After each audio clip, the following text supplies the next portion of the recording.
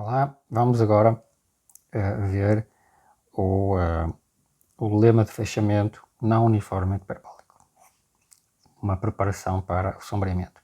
Então, este aqui é o conhecido como closing lemma, o lema de fechamento. Tomamos um difiomorfismo C mais alfa, com certo alfa positivo, e uma medida de probabilidade invariante. Então, para cada delta e para cada H entre 0 e 1, existe um beta que depende do H e do delta, de tal forma que, se o x pertence a um bloco hiperbólico lambda delta, portanto, a um bloco hiperbólico com medida maior do que o menos delta, e o mésimo iterado de x volta ao bloco hiperbólico, beta próximo do x, então eu tenho que o x retornou ao bloco hiperbólico, né? Bem perto. Okay? Isto sempre pode acontecer por causa de ter uma medida invariante, portanto, ter uma recorrência de Poincaré. Então, e porque todos os pontos, né, quase todos os pontos são ômega recorrentes, então eu vou garantir que isto existe para algum beta. Então, quando eu tenho um retorno suficientemente próximo, no mesmo bloco hiperbólico, então existe um ponto Z que é fixo pelo retorno, portanto, eu demorei m iterados para voltar, tenho um ponto Z, existe um ponto Z que é m periódico, okay? Esse ponto é hiperbólico, as suas variedades estáveis e instáveis são S gama e U gama variedades, que têm taxas de expansão e contração dominadas pelas taxas de expansão e contração do bloco hiperbólico. Okay?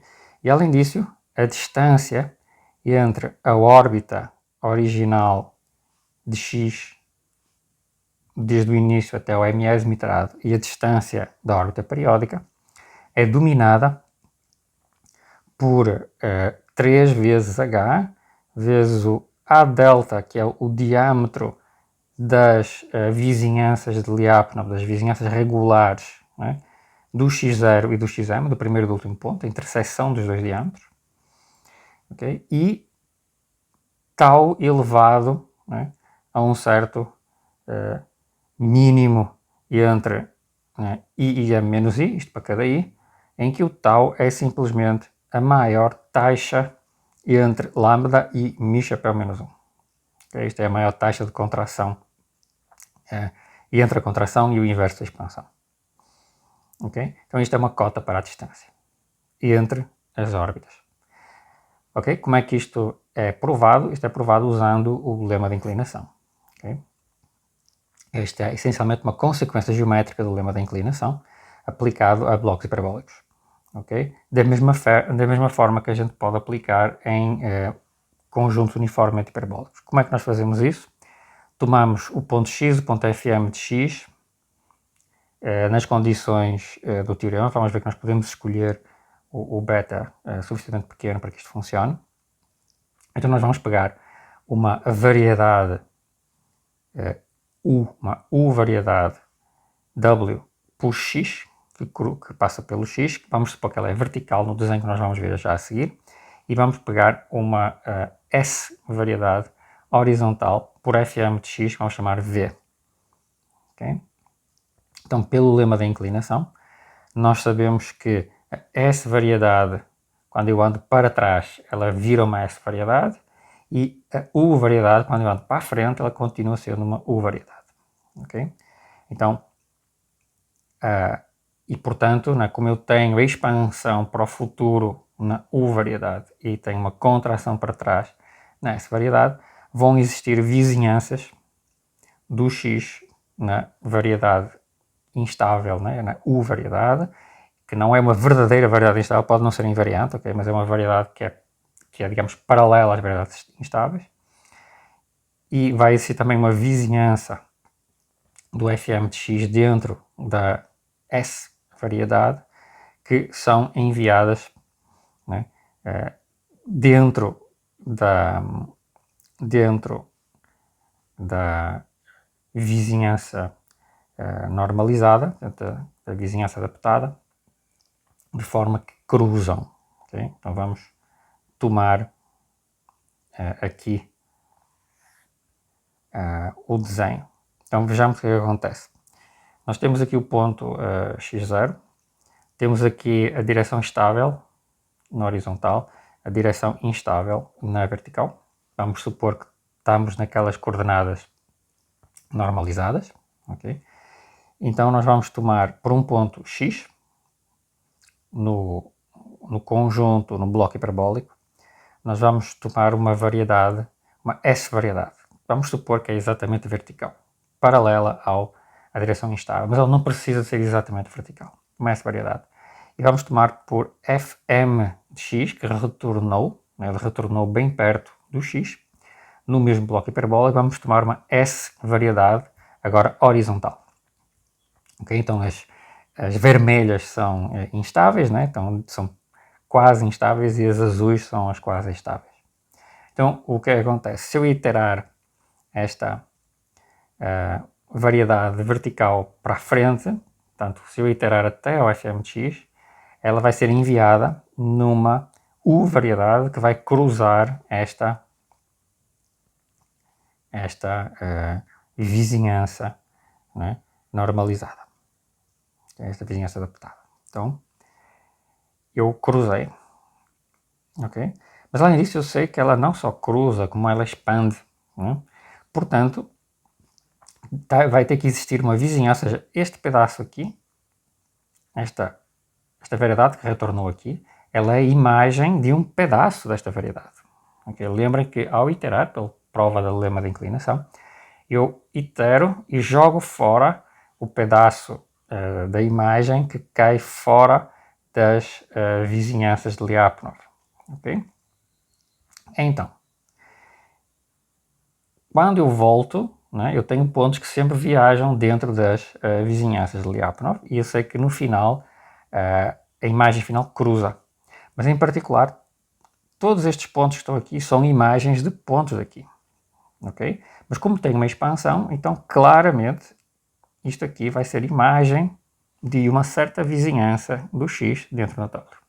Okay? Então este pedaço aqui, este WX, vai ser enviado de forma a cruzar isto aqui. Analogamente, eu posso repetir o mesmo argumento com a variedade estável andando para trás.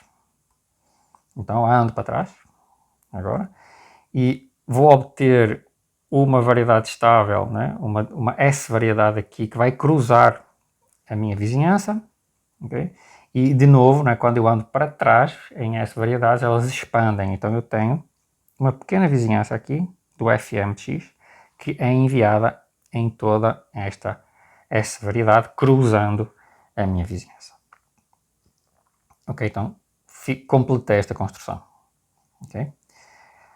Vamos agora fazer o seguinte, vamos agora tomar todas as S-variedades, okay, que cruzam a vizinhança e as suas F menos M imagens. Okay? Então, se eu aqui tinha tomado, né, reparem, eu tenho aqui as S-variedades, okay? E eu sei que toda esta variedade aqui, ela é a imagem deste pedacinho aqui. Então o que é que eu vou fazer? Vou considerar todas as linhas horizontais aqui. Okay? E vou andar para trás com elas. Vou fazer F menos M delas. O que é que vai acontecer? Vai acontecer que todas as variedades verticais, todas as linhas horizontais, elas vão intersetar em algum ponto aqui. E esse ponto vai ser enviado acolá. E, portanto, as variedades, todas estas linhas horizontais, vão ser enviadas numa variedade, numa S-variedade que vai cruzar isto aqui. Ou seja, eu vou pegar todas as variedades horizontais que cruzam esta seção e, ao fazer as pré-imagens delas pelo F-M, eu vou obter variedades que vão cruzar de novo toda a seção, né? E que são imagem, né? Tudo isto aqui é imagem de uma vizinhança aqui desta variedade. Da mesma forma que a primeira variedade aqui é a imagem, é pré-imagem disto aqui, deste pedacinho aqui, então todas as outras são pré-imagem de uns pedacinhos aqui, né, de variedades, de S-variedades, que são vizinhanças desta U-variedade aqui. Ok? De novo, eu faço agora o argumento ao contrário, com variedades verticais, com U variedades verticais, ando com elas para a frente, né, e todas elas vão cruzar aqui. Okay? Então, reparem, o que está acontecendo é que, essencialmente, esta vizinhança, ou seja, esta seção, esta subseção que está aqui, esta faixa, nós vamos chamar isto de uma U-faixa, ela é enviada quando eu ando por F-M, ela é enviada dentro desta S-faixa.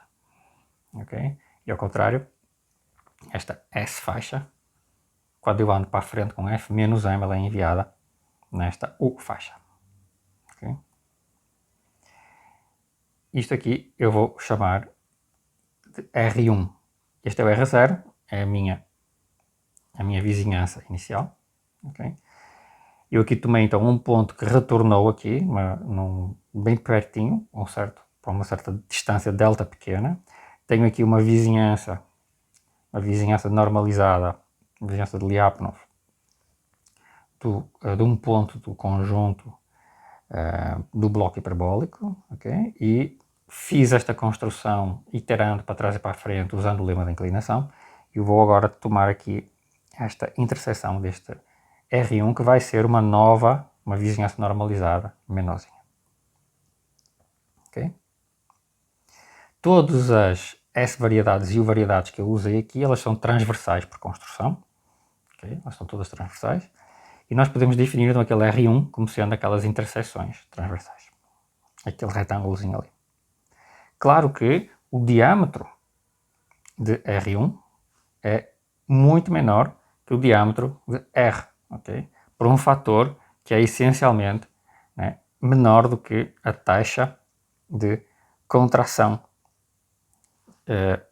em lambda, taxa de contração estável, ou o inverso da taxa de expansão estável, é o menor deles. Okay? O diâmetro vai ser menor do que aquilo ali. Okay? Observemos também que por construção, né, este conjunto, né, quando eu itero para a frente ou para trás, ele vai cruzar, né, o S e vai cruzar a faixa U, certo? Ok? Então, o que acontece é que eu posso repetir esta construção. Eu posso agora olhar os iterados.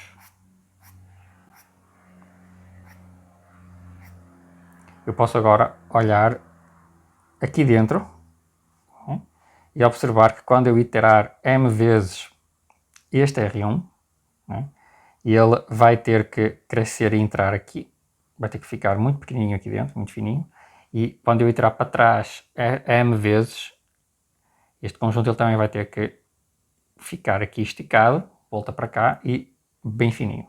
Então, quando eu repetir esta construção, eu peguei em R0,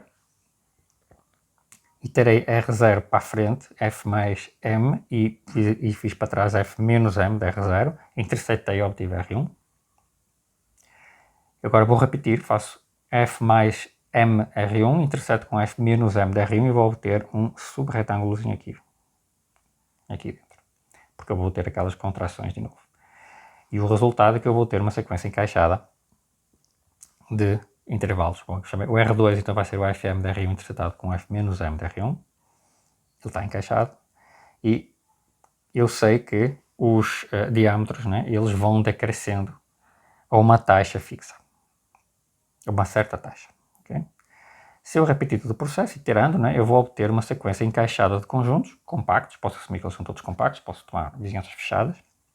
Com diâmetro indo para zero. Okay? Então, vai existir um único ponto na interseção. Existe um único ponto de interseção. E esse ponto satisfaz o quê? Satisfaz que se está nesta interseção, uma vez que cada retângulo é obtido como Fm do anterior interceptado com F menos M do próprio anterior, então o ponto P satisfaz que ele é igual a Fm de P igual a F menos M de P, ou seja, o ponto P é M periódico. Provei que existe um ponto periódico. Okay? Porquê que ele é hiperbólico? Okay? E porquê que a sua órbita está sempre numa vizinhança hiperbólica numa vizinhança de Lyapunov. Bom, claro que está, por causa da construção destes iterados, né? Então ele nunca vai abandonar este ponto que está naquela interseção, ele nunca abandona os iterados do RN, ok? Ele nunca abandona estes iterados. E, portanto, né, nós temos que os iterados do PI, os iterados de F e de P, né, e eles vão sempre ficar dentro das respectivas vizinhanças de Lyapunov da órbita do XY. Okay? Eles vão acompanhar todos esses iterados porque já antes acontecia com as S variedades e as U variedades cuja interseção dá a região R. Okay? Então nós temos a garantia de que ele nunca abandona. Okay? E, né, além disso, né, isto é só o argumento formal, né? E além disso, além de eles estarem nas órbitas, nas vizinhanças, né, nós temos naturalmente em cada PI, uma direção estável e instável. Né? Okay? Porquê? Porque nas cartas de Lyapunov, né, nestas vizinhanças de Lyapunov, nós temos cones invariantes. Nós temos uma família de cones invariantes. Okay? Portanto, a órbita periódica, né, tem que ser hiperbólica, uma vez que eu tenho que as suas iteradas estão sempre em cartas de Lyapunov. Okay? Certo? Uma vez que em cada carta de Lyapunov eu tenho naturalmente cones invariantes, porque eu vou ter a expansão e a contração nas direções horizontal e vertical, né, com diferentes taxas, e eu posso definir cones invariantes. Certo? Então isto já garante a existência de... Portanto, tenho um ponto periódico que tem definido cones invariantes no seu espaço tangente e, portanto, ele é hiperbólico e, portanto, existem variedades estáveis e instáveis. Okay? Além disso, nós temos que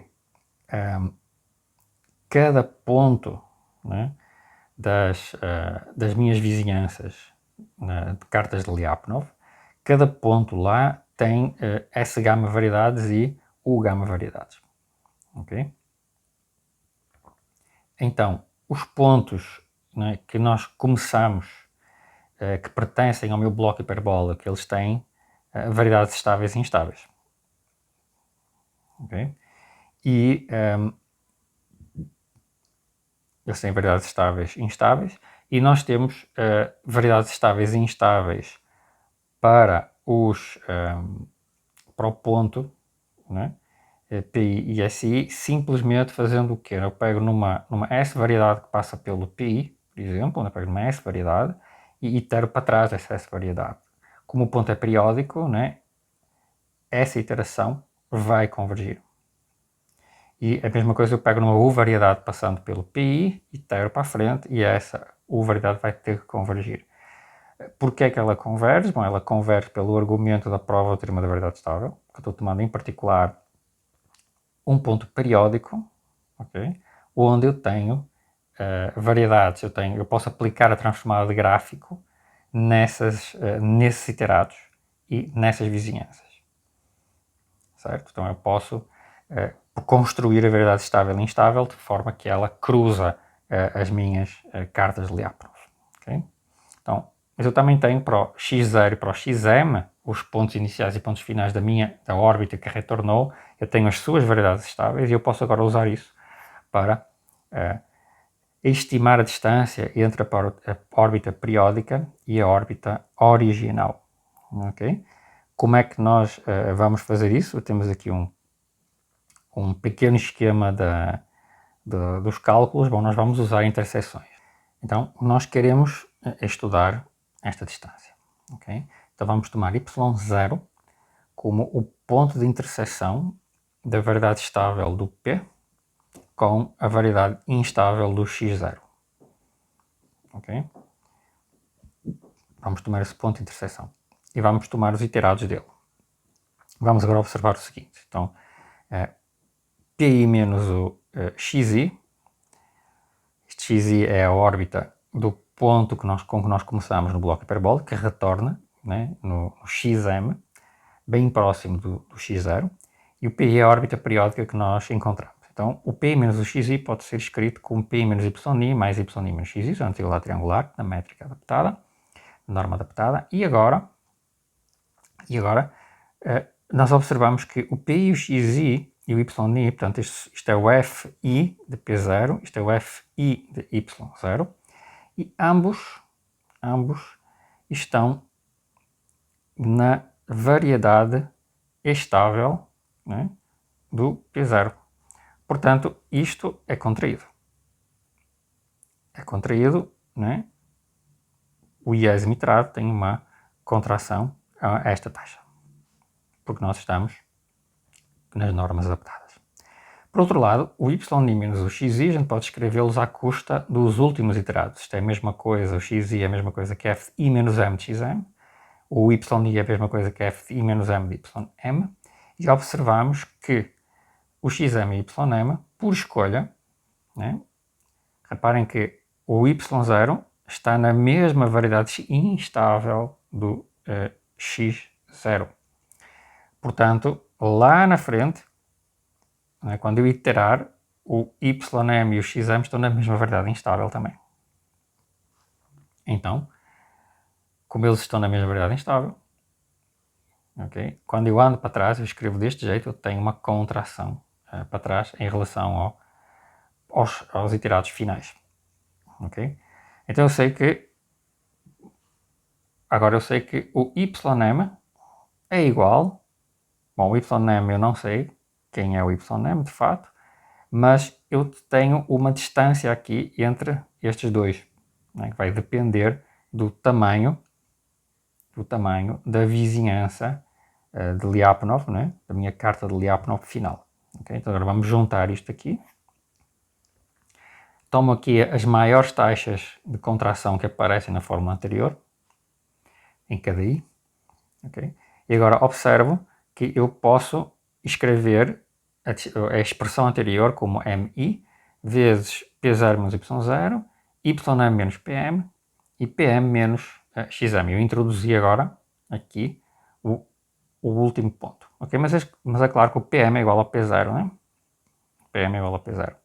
Então, o que vai aparecer aqui é que estes três pedaços, né, eles estão na mesma carta de Lyapunov. Né? Portanto, este aqui está na carta de Lyapunov inicial, este aqui está na carta de Lyapunov final, okay? E este aqui também. Então, tudo isto vai depender do diâmetro, portanto, isto é menor ou igual que o diâmetro da carta de Lyapunov dada pela interseção, né, das cartas dos domínios de Lyapunov inicial e final. Tá? Então, e daqui vem, né, esta expressão. Okay? Voltando para a variedade, né, e voltando para a distância riemanniana original, portanto aqui estamos trabalhando com a métrica adaptada, quando eu volto para a distância riemanniana original via a exponencial, o que eu vou obter é esta distância, que vai ser dada pela mesma expressão que eu tinha anterior, vezes, agora chamei A delta, porque agora eu vou ter que tomar o diâmetro disto aqui na variedade, que é exatamente o que estava no enunciado anterior. Okay? Então isto completa a prova do closing lemma. E, além disso, mostra que a taxa de expansão e contração das direções estáveis e instáveis ortoperiódicas são dadas pelas taxas do bloco hiperbólico. Okay? E nós podemos fazer isto tão próximo quanto nós quisermos do lambda e mi, digamos, do maior expoente de Lyapunov negativo e do menor expoente de Lyapunov positivo, são as taxas mínimas, né, de expansão e contração, reduzindo o epsilon e o beta. Okay? Porque se eu reduzir o beta, eu tenho pontos mais próximos, e se eu reduzir o epsilon, eu consigo consigo fazer todas as construções com uma folga menor nas taxas, né? Mas eu vou ter que diminuir as minhas vizinhanças, né? Okay? Então é possível eu ter taxas muito próximas de lambda e mi, mas eu vou piorar a geometria. Não é? Vou ter que tomar vizinhanças cada vez mais pequenas. Não é? O beta vai ser muito, muito pequenininho, então eu vou ter que tomar um M muito grande, esperar muito tempo para haver o retorno. Estas propriedades, construção das órbitas periódicas e o próprio lema de inclinação, né, como consequência do lema de inclinação, dão as seguintes consequências curiosas para uma decomposição agora ergódica de uma medida de probabilidade invariante. Okay? Então, suponhamos que eu tenho um dífio numa variedade compacta e tenho uma medida invariante. Okay? E tenho esta decomposição ergódica dessa medida. Okay? Então, ou a medida é não hiperbólica, ou seja, ela tem algum expoente de Lyapunov nulo, ou então ela tem só expoentes de Lyapunov positivos e negativos. Okay? Então, podemos ter um caso em que pode acontecer que todos os expoentes tenham o mesmo sinal, são todos positivos ou todos negativos. Okay? Nesse caso, a medida tem que ser uma medida atómica concentrada numa órbita periódica, atratora ou repulsora, consoante eu tenho expoentes negativos ou positivos. Okay? Certo? Vamos ver, isto vale inclusive para, mesmo que não seja um difiomorfismo, para endomorfismos. Okay? Nós veremos isso na próxima sessão aqui do curso, vamos trabalhar sobre isso, esse caso particular, ou eu tenho expoentes de Lyapunov positivos e negativos. Okay? E nesse caso tenho uma medida hiperbólica, exatamente neste contexto. Se eu tenho um átomo nessa variedade, nessa medida, se eu tenho um pedaço com um ponto com medida positiva, nós já sabemos da teoria ergódica que esses átomos têm que ser órbitas periódicas. Okay? E como uma medida tem uma medida de probabilidade, eu vou ter uma quantidade no máximo enumerável de tais átomos. Okay? Mas, como ela é uma medida hiperbólica, né, esses átomos vão ter que ser tipo cela. Ok? Eles vão ter que ser de tipo cela. Certo? E como a medida é hiperbólica, né, nós sabemos que temos taxas de expansão e contração. Portanto, são órbitas periódicas hiperbólicas com certas taxas de expansão e contração. Ok? Então, eu vou ter uma certa quantidade enumerável de átomos, todos eles sendo órbitas periódicas hiperbólicas. Ok? Eu posso ter uma quantidade enumerável porque eu sei que a taxa de contração, em geral, pode se enfraquecer. Ok? Certo? Então, para cada medida atómica aqui, né, eu vou ter um certo número finito de átomos, porque eu vou ter uma certa taxa fixada, um certo expoente fixado, no caso ergódico, e portanto eu não posso ter uma acumulação de órbitas periódicas hiperbólicas. Elas têm que ser isoladas, né, uma vez que eu tenho taxas mínimas de expansão e contração. Mas a medida μ em geral pode ter uma quantidade muito grande de componentes ergódicos. Né? Então poderiam ser no máximo inumeráveis. Se eu não tiver átomos, portanto, tirando os átomos, o que é que sobra? Sobra uma medida não atómica, também chamada contínua, okay? Ergódica e hiperbólica, que é o caso que nós estamos estudando aqui agora com mais liberdade, né? Ou seja, nós vemos que nós podemos construir órbitas periódicas, né? Para estas medidas usando o closing lemma. Bom, em particular, isto diz que se a μ for hiperbólica, se ele não tem expoentes Lyapunov nulos, eu posso decompô-la numa soma, ok? Numa soma, que eu posso, de fato, assumir, né, que é uma soma, de fato ela deveria ser, ela é convexa, ela poderia ser infinita, de fato, ok? Ela poderia ser infinita. Ela é uma soma convexa, onde estas sigma-i's são Dirac, né? São Diracs, suportadas em órbitas periódicas, que podem ser ou possos, ou fontes, ou celas, né? pontos periódicos hiperbólicos tipo cela. E a Ni, né, é uma parte não atómica hiperbólica F invariante com um espectro de Lyapunov hiperbólico, com diferentes sinais. Né? Okay? Supondo que não há expoentes nulos neste caso. Okay? Em seguida, vamos falar sobre o lema de sombreamento não uniformemente hiperbólico.